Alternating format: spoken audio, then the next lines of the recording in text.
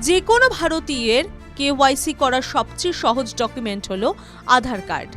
আধার কার্ডে mobile number add করা থাকলে তা দিয়ে অনলাইনে কেওয়াইসি করা যায়। ব্যাংকের অ্যাকাউন্ট খোলা থেকে শুরু করে যে কোনো পরিষেবা পেতে, মোবাইলে সিম কিনতে, সরকারি পরিষেবা পেতে বা যে কোনো ক্ষেত্রে পরিচয় যাচাইকরণের ক্ষেত্রে আধার কার্ড একটি গুরুত্বপূর্ণ ডকুমেন্ট।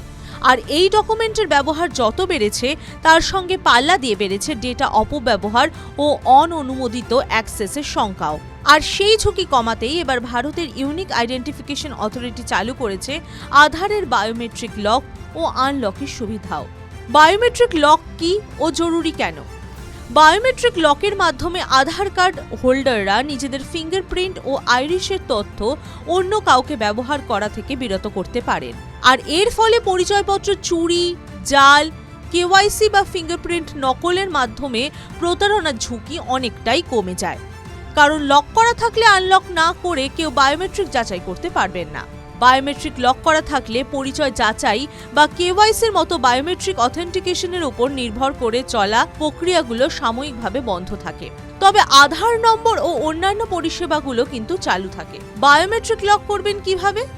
প্রথমে ইউনিক আইডেন্টিফিকেশন অথরিটি অফ ইন্ডিয়ার সেলফ সার্ভিস পোর্টালে গিয়ে আধার নম্বর দিন। তারপর আপনার রেজিস্টার্ড মোবাইল নম্বরে একটি ওটিপি আসবে, সেটি যাচাই করুন। যাচাই সম্পন্ন হলেই বায়োমেট্রিক অথেন্টিকেশন লক হয়ে যাবে। আর এই কাজ করতে কিন্তু কোনো ফিও লাগবে না।